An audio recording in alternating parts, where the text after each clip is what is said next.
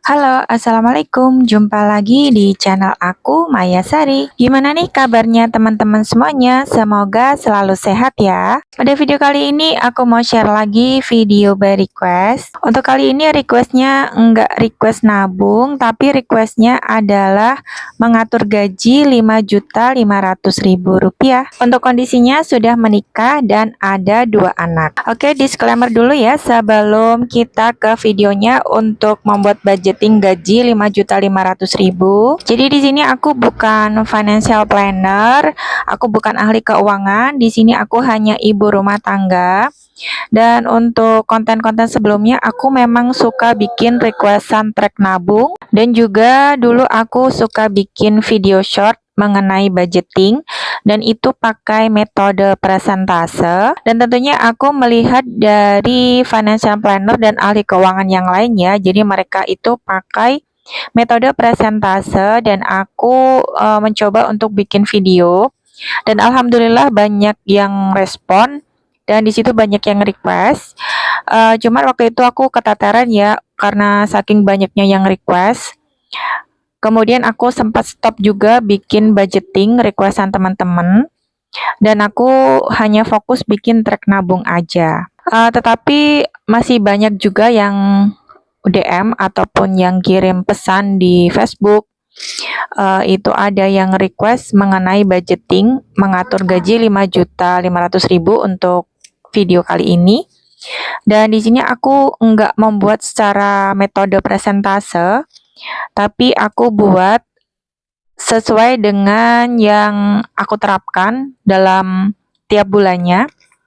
Jadi nanti teman-teman bisa lihat bagaimana cara aku untuk mengatur gaji Rp5.500.000 dari teman kita yang request. Di sini aku bukan maksud menggurui, tapi teman-teman bisa ambil di sisi positifnya aja.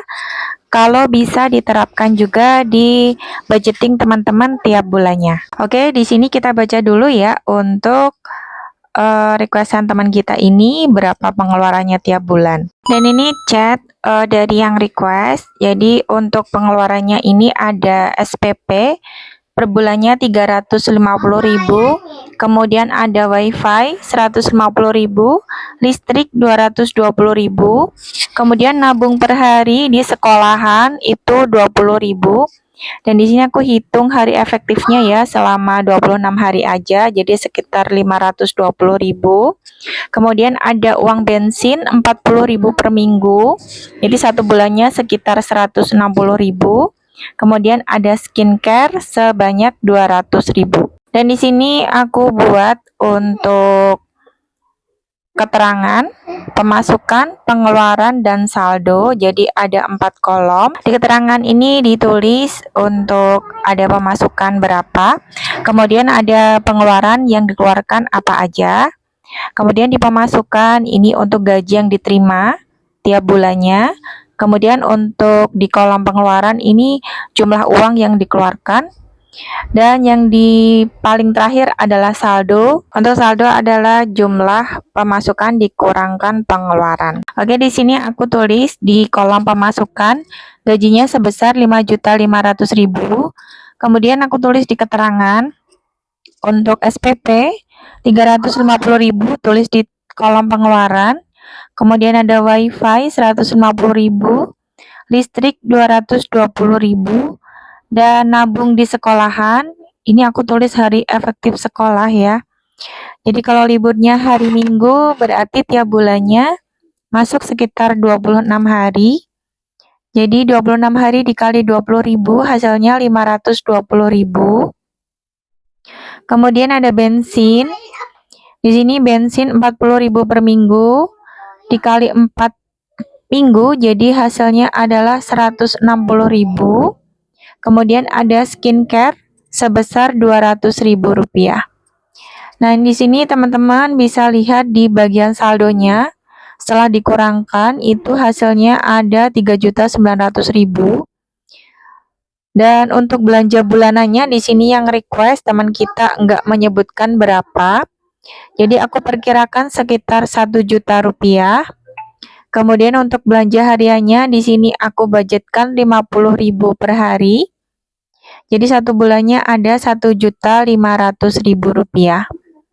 Dan di saldonya ini masih ada uang sebesar Rp1.400.000. Dan untuk teman yang request, ini juga request track nabung ya. Jadi aku tadi nggak di screenshotkan.